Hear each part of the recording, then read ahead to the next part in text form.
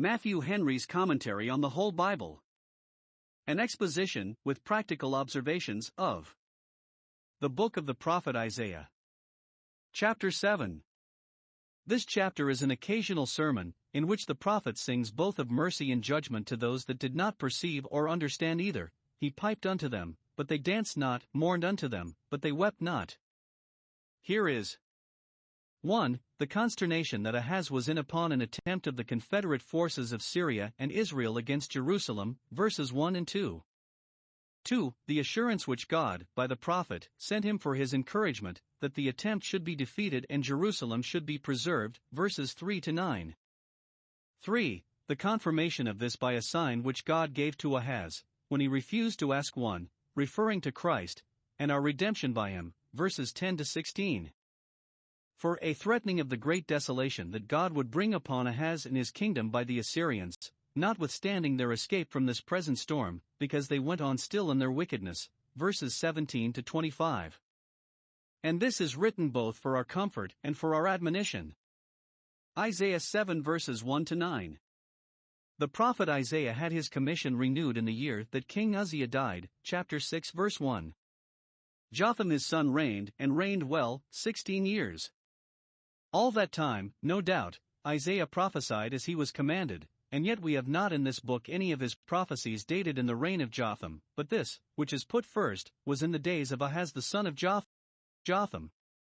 Many excellent useful sermons he preached which were not published and left upon record, for, if all that was memorable had been written, the world could not have contained the books. John 21 verse 25.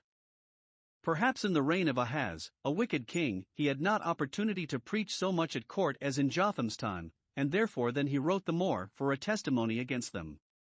Here is 1. A very formidable design laid against Jerusalem by Rezin king of Syria and Pekah king of Israel, two neighboring potentates, who had of late made descents upon Judah severally. At the end of the reign of Jotham, the Lord began to send against Judah Rezin and Pekah, 2 Kings 15 verse 37. But now in the second or third year of the reign of Ahaz, encouraged by their former successes, they entered into an alliance against Judah. Because Ahaz, though he found the sword over his head, began his reign with idolatry, God delivered him into the hand of the king of Syria and of the king of Israel, 2 Chronicles 28 verse 5, and a great slaughter they made in his kingdom, verses 6 and 7. Flushed with this victory, they went up towards Jerusalem, the royal city, to war against it, to besiege it, and make themselves masters of it, but it proved in the issue that they could not gain their point. Note, the sin of a land brings foreign invasions upon it and betrays the most advantageous posts and passes to the enemy, and God sometimes makes one wicked nation a scourge to another, but judgment, ordinarily, begins at the house of God. 2. The great distress that Ahaz and his court were in when they received advice of this design.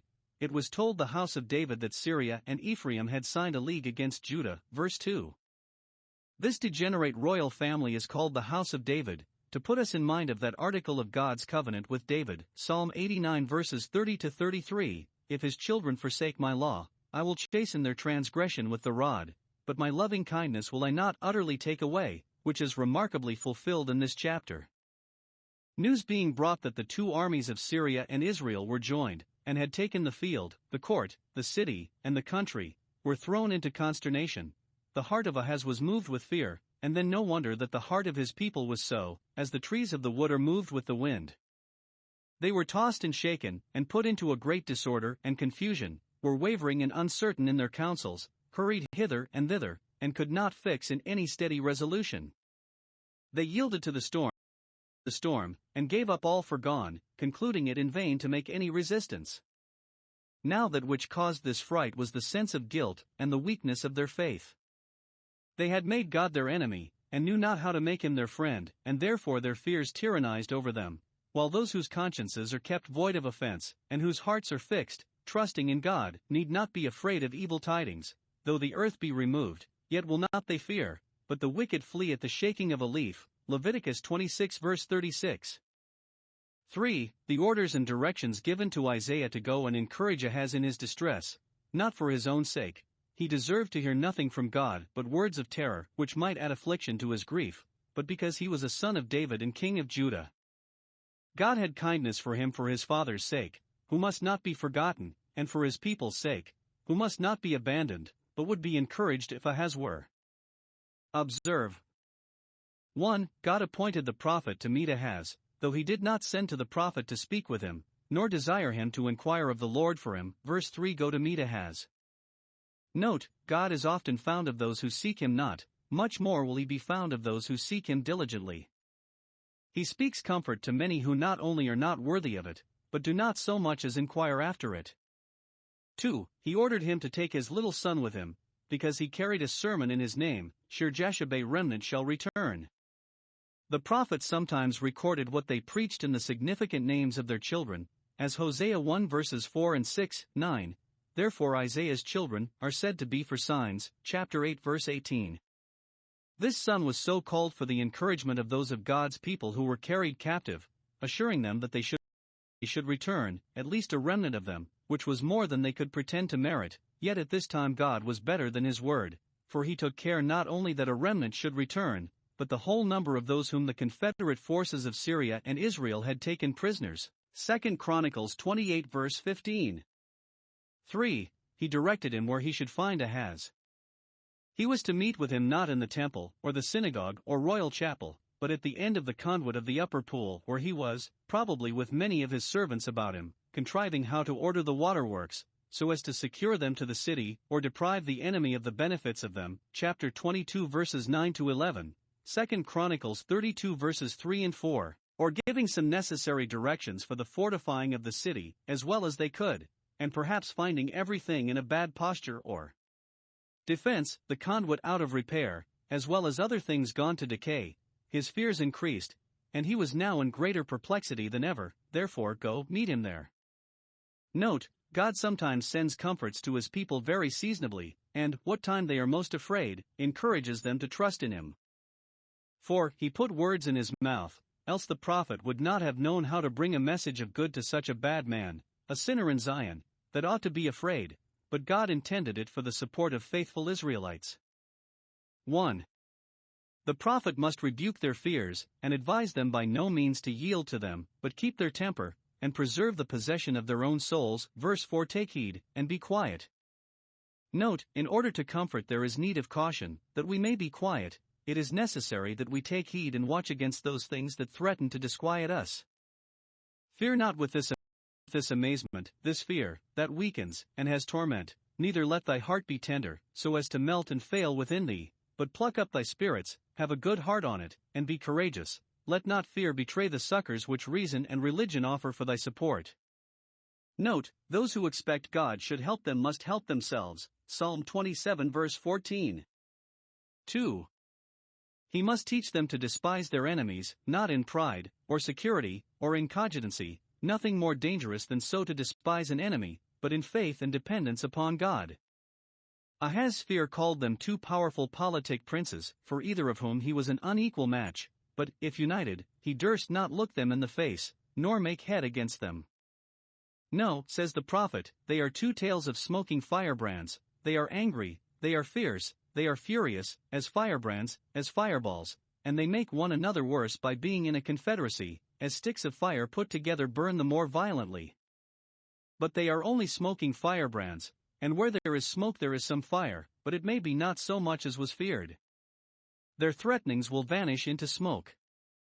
Pharaoh king of Egypt is but a noise, Jeremiah 46 verse 17, and Rezin king of Syria, but a smoke, and such are all the enemies of God's church, smoking flax, that will soon be quenched. Nay, they are but tails of smoking firebrands, in a manner burnt out already, their force is spent, they have consumed themselves with the heat of their own anger, you may put your foot on them, and tread them out. The two kingdoms of Syria and Israel were now near expiring. Note, the more we have an eye to God as a consuming fire, the less reason we shall have to fear men, though they are ever so furious, nay, we shall be able to despise them as smoking firebrands. 3.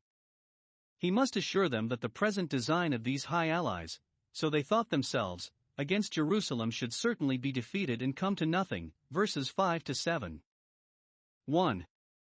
That very thing which Ahaz thought most formidable is made the ground of their defeat, and that was the depth of their designs and the height of their hopes, therefore they shall be baffled and sent back with shame, because they have taken evil counsel against thee, which is an offense to God.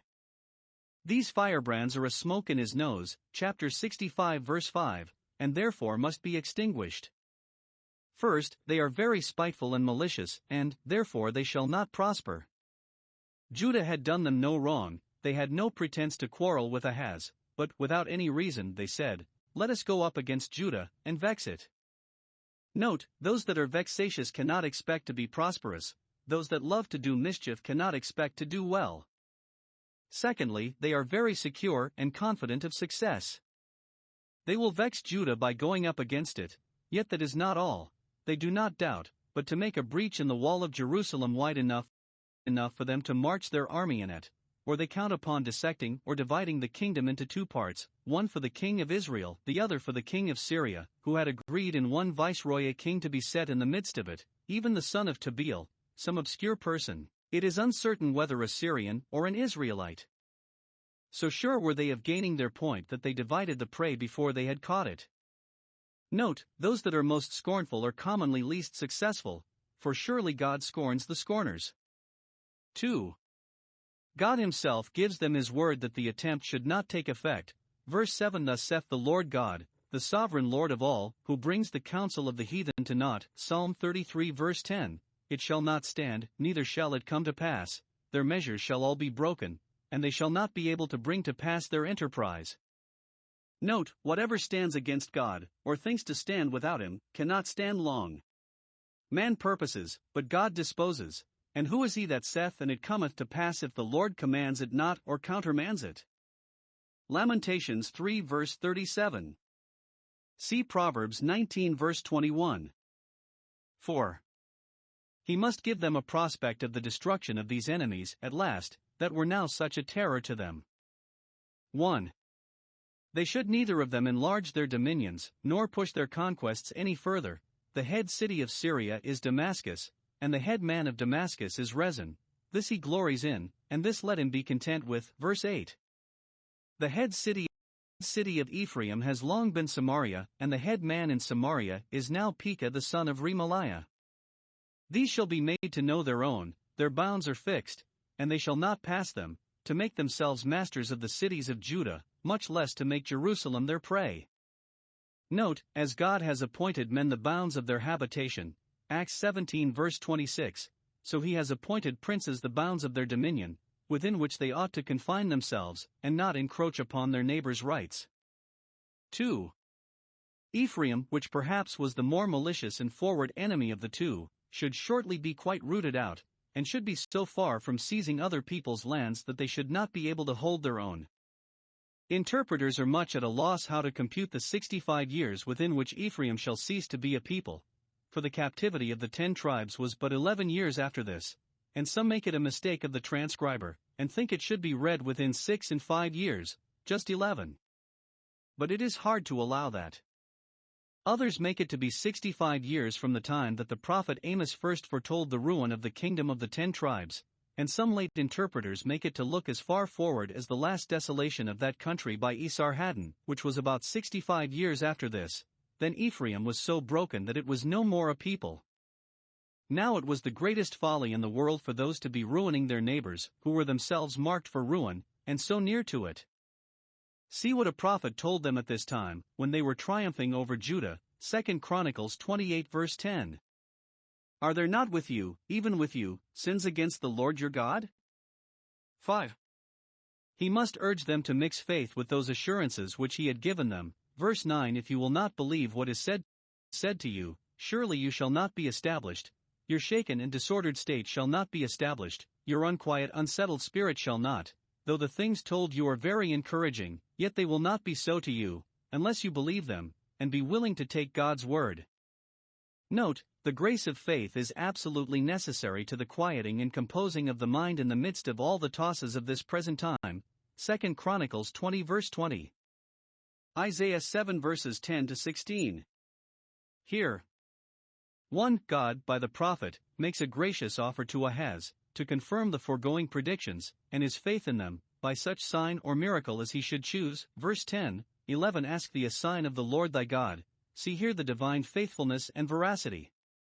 God tells us nothing but what he is able and ready to prove. See his wonderful condescension to the children of men, in that he is so willing to show to the heirs of promise the immutability of his counsel, Hebrews 6 verse 17. He considers our frame, and that, living in a world of sense, we are apt to require sensible proofs, which therefore he has favored us with in sacramental signs and seals. Ahaz was a bad man, yet God is called the Lord his God, because he was a child of Abraham and David, and of the covenants made with them. See how gracious God is even to the evil and unthankful.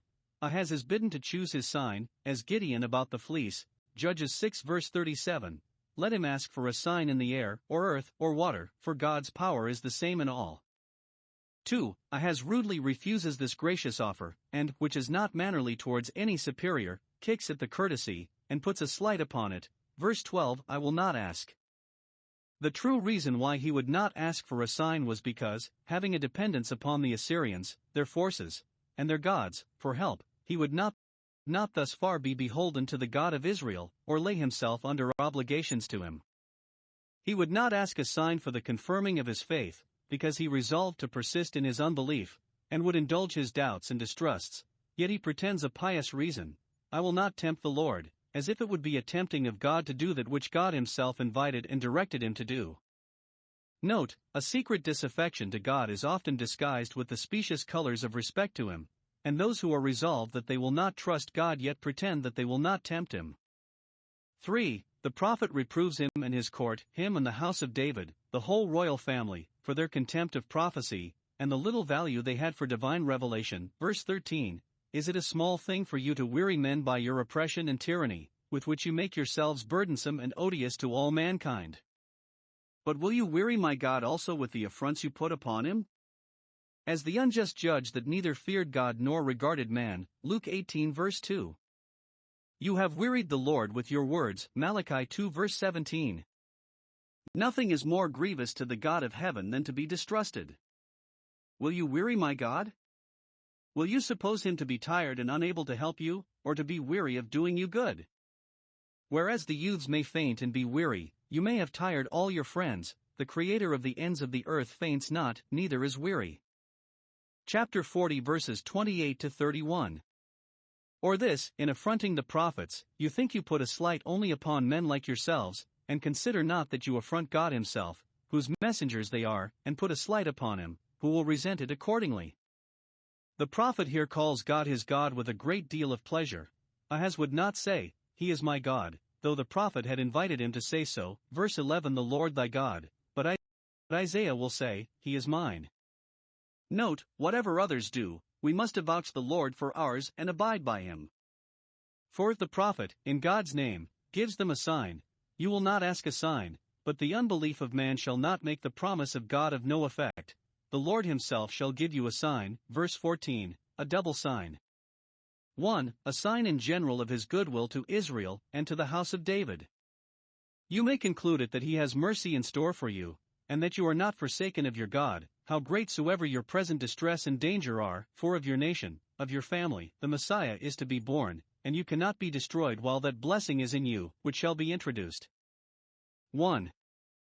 In a glorious manner, for, whereas you have been often told that he should be born among you, I am now further to tell you that he shall be born of a virgin, which will signify both the divine power and the divine purity with which he shall be brought into the world, that he shall be an extraordinary person, for he shall not be born by ordinary generation, and that he shall be a holy thing, not stained with the common pollutions of the human nature, therefore incontestably fit to have the throne of his father David given him. Now this, though it was to be accomplished above 500 years after, was a most encouraging sign to the house of David, and to them, under that title, this prophecy is directed, verse 13, and an assurance that God would not cast them off. Ephraim did indeed envy Judah, chapter 11 verse 13, and sought the ruin of that kingdom, but could not prevail, for the scepter should never depart from Judah till the coming of Shiloh, Genesis 49 verse 10. Those whom God designs for the great salvation may take that for a sign to them that they shall not be swallowed up by any trouble they meet with in the way. 2. The Messiah shall be introduced on a glorious errand, wrapped up in his glorious name. They shall call his name Emmanuel, God with us, God in our nature, God at peace with us, in covenant with us. This was fulfilled in their calling him Jesus a Savior, Matthew 1 verses 21 to 25, for, if he had not been Emmanuel God with us, he could not have been Jesus a Savior. Now this was a further sign of God's favor to the house of David, and the tribe of Judah, for he that intended to work this great salvation among them no doubt would work out for them all those other salvations which were to be the types and figures of this, and as it were preludes to this. Here is a sign for you, not in the depth nor in the height, but in the prophecy, in the promise, in the covenant made with David, which you are no strangers to. The promised seed shall be Emmanuel, God with us. Let that word comfort you, chapter 8 verse 10, that God is with us, and verse 8, that your land is Emmanuel's land. Let not the heart of the house of David be moved thus, verse 2, nor let Judah fear the setting up of the son of Tabeel, verse 6, for nothing can cut off the entail on the son of David that shall be Emmanuel. Note, the strongest consolations in time of trouble are those which are borrowed from Christ, our relation to him, our interest in him, and our expectations of him and from him. Of this child it is further foretold, verse 15, that though he shall not be born like other children, but of a virgin, yet he shall be really and truly man, and shall be nursed and brought up like other children. Butter and honey shall he eat, as other children do, particularly the children of that land which flowed with milk and honey. Though he be conceived by the power of the Holy Ghost, yet he shall not therefore be fed with angels' food, but, as it becomes him, shall be in all things made like unto his brethren, Hebrews 2 verse 17. Nor shall he, though born thus by extraordinary generation, be a man immediately, but, as other children, shall advance gradually through the several states of infancy, childhood, and youth, to that of manhood, and growing in wisdom and stature, shall at length wax strong in spirit, and come to maturity, so as to know how to refuse the evil and choose the good. See Luke 2 verses 40 and 52. Note, children are fed when they are little that they may be taught and instructed when they have grown up. They have their maintenance in order to their education. 2. Here is another sign in particular of the speedy destruction of these potent princes that were now a terror to Judah, verse 16. Before this child, so it should be read, this child which I have now in my arms, he means not Emmanuel, but Shear-Jashub his own son, whom he was ordered to take with him for a sign, verse 3, before this child shall know how to refuse the evil and choose the good, and those who saw what his present stature and forwardness were would easily conjecture how long that would be, before this child be 3 or 4 years older, the land that thou abhorrest, these confederate forces of Israelites and Syrians, which thou hast such an enmity to and standest in such dread of, shall be forsaken of both their kings, both Pekah and Rezin, who were in so close an alliance that they seemed as if they were the kings of but one kingdom. This was fully accomplished, for within 2 or 3 years after this, Hoshea conspired against Pekah, and slew him, 2 Kings 15 verse 30, and, before that, the king of Assyria took Damascus, and slew Rezin, 2 Kings 16 verse 9. Nay, there was a present event, which happened immediately, and when this child carried the prediction of in his name, which was a pledge and earnest of this future event.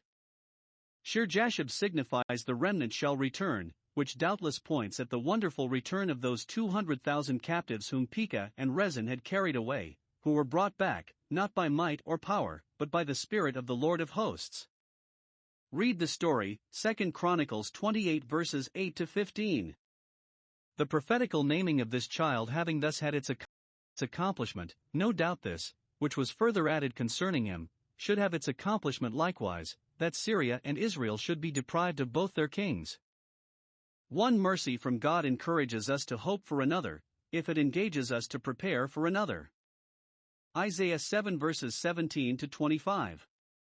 After the comfortable promises made to Ahaz as a branch of the house of David, here follow terrible threatenings against him, as a degenerate branch of that house, for though the loving kindness of God shall not be utterly taken away, for the sake of David and the covenant made with him, yet his iniquity shall be chastened with the rod, and his sin with stripes. Let those that will not mix faith with the promises of God expect to hear the alarms of his threatenings. 1. The judgment threatened is very great, verse 17. It is very great, for it is general, it shall be brought upon the prince himself, high as he is, he shall not be out of the reach of it, and upon the people, the whole body of the nation, and upon the royal family, upon all thy father's house. It shall be a judgment entailed on posterity, and shall go along with the royal blood. It is very great, for it shall be unprecedented days that have not come, so dark, so gloomy, so melancholy, as never were the like since the revolt of the 10 tribes, when Ephraim departed from Judah, which was indeed a sad time to the house of David. Note, the longer men continue in sin, the sorer punishments they have reason to expect. It is the Lord that will bring these days upon them, for our times are in his hand, and who can resist or escape the judgments he brings? 2. The enemy that should be employed as the instrument of this judgment is the king of Assyria. Ahaz reposed great confidence in that prince for help against the confederate powers of Israel and Syria, and minded the less what God said to him by his prophet for his encouragement, because he built much upon his interest in the king of Assyria, and had meanly promised to be his servant if he would send him some succors. He had also made him a present of gold and silver, for which he drained the treasures both of church and state. 2 Kings 16 verses 7 and 8. Now God threatens that king of Assyria whom he made his stay instead of God should become a scourge to him. He was so speedily, for, when he came to him, he distressed him, but strengthened him not. 2 Chronicles 28 verse 20. The reed not only broke under him, but ran into his hand, and pierced it, and thenceforward the kings of Assyria were, for a long time, grieving thorns to Judah, and gave them a great deal of trouble. Note, the creature that we make our hope commonly proves our hurt. The king of Assyria, not long after this, made himself master of the 10 tribes, carried them captive, and laid their country waste, so as fully to answer the prediction here, and perhaps it may refer to that, as an explication of verse 8, where it is foretold that Ephraim shall be broken, that it shall not be a people, and it is easy to suppose that the prophet, at verse 17, turns his speech to the king of Israel, denouncing God's judgments against him for invading Judah. But the expositors universally understand it of Ahaz and his kingdom. Now observe. 1. Summons given to the invaders, verse 18. The Lord shall whistle for the fly and the bee. See chapter 5 verse 26. Enemies that seem as contemptible as a fly or a bee, and are as easily crushed, shall yet, when God pleases, do his work as effectually as lions and young lions. Though they are as far distant from one another as the rivers of Egypt and the land of Assyria, yet they shall punctually meet to join in this work when God commands their attendance, for, when God has work to do, he will not be at a loss for instruments to do it with. 2. Possession taken by them, verse 19. It should seem as if the country were in no condition to make resistance. They find no difficulties in forcing their way, but come and rest all of them in the desolate valleys, which the inhabitants had deserted upon the first alarm, and left them a cheap and easy prey to the invaders. They shall come and rest in the low grounds like swarms of flies and bees, and shall render themselves impregnable by taking shelter in the holes of the rocks, as bees often do, and showing themselves formidable by appearing openly upon all thorns and all bushes, so generally shall the land be overspread with them.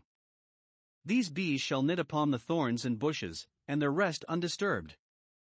3. Great desolations made, and the country generally depopulated. Verse 20. The Lord shall shave the hair of the head and beard and feet, he shall sweep all away, as the leper, when he was cleansed, shaved off all his hair. Leviticus 14 verses 8 and 9. This is done with a razor which is hired, either which God has hired, as if he had none of his own, but what he hires, and whom he employs in any service for him, he will pay for. See Ezekiel 29 verses 18 and 19, or which Ahaz has hired for his assistance. God will make that to be an instrument of his destruction, which he hired into his service. Note, many are beaten with that arm of flesh which they trusted to rather than to the arm of the Lord, and which they were at a great expense upon, when by faith and prayer they might have found cheap and easy succor in God. 4. The consequences of this general depopulation. 1. The flocks of cattle shall be all destroyed, so that a man who had herds and flocks in abundance shall be stripped of them all by the enemy, and shall with much ado save for his own use a young cow and 2 sheep, a poor stock. Verse 21. Yet he shall think himself happy in having any left. 2. The few cattle that are left shall have such a large compass of ground to feed in that they shall give abundance of milk, and very good milk, such as shall produce butter enough. Verse 22. There shall also be such want of men that the milk of 1 cow and 2 sheep shall serve a whole family, which used to keep abundance of servants and consume a great deal, but is now reduced. 3. The breed of cattle shall be destroyed, so that those who used to eat flesh, as the Jews commonly did, shall be necessitated to confine themselves to butter and honey, for there shall be no flesh for them, and the country shall be so depopulated that there shall be butter and honey enough for the few that are left in it. 4. Good land, that used to be let well, shall be all overrun with briars and thorns, verse 23, where there used to be 1,000 vines planted, for which the tenants used to pay 1,000 shekels, or pieces of silver, yearly rent, there shall be nothing now but briars and thorns, no profit either for landlord or tenant, all being laid waste by the army of the invaders. Note, God can soon turn a fruitful land into barrenness, and it is just with him to turn vines into briars if we, instead of bringing forth grapes to him, bring forth wild grapes. Chapter 5 verse 4. 5. The implements of husbandry shall be turned into instruments of war, verse 24. The whole land having become briars and thorns, the grounds that men used to come to with sickles and pruning hooks to gather in the fruits they shall now come to with arrows and bows, to hunt for wild beasts in the thickets, or to defend themselves from the robbers that lurk in the bushes, seeking for prey, or to kill the serpents and venomous beasts that are hid there. This denotes a very sad change of the face of that pleasant land. But what melancholy change is there which sin will not make with a people? 6. Where briars and thorns were wont to be of use, and to do good service, even in the hedges, for the defense of the enclosed grounds, they shall be plucked up, and all laid in common. There shall be briars and thorns in abundance where they should not be, but none where they should be, verse 25. The hills that shall be digged with the mattock, for special use, from which the cattle used to be kept off with the fear of briars and thorns, shall now be thrown open, the hedges broken down for the boar out of the wood to waste it, Psalm 80 verses 12 and 13. It shall be left at large for oxen to run in and less cattle. See the effect of sin and the curse, it has made the earth a forest of thorns and thistles, except as it is forced into some order by the constant care and labor of man. And see what folly it is to set our hearts upon possessions of lands, be they ever so fruitful, ever so pleasant, if they lie ever so little neglected and uncultivated, or if they be abused by a wasteful careless heir or tenant, or the country be laid waste by war, they will soon become frightful deserts. Heaven is a paradise not subject to such changes.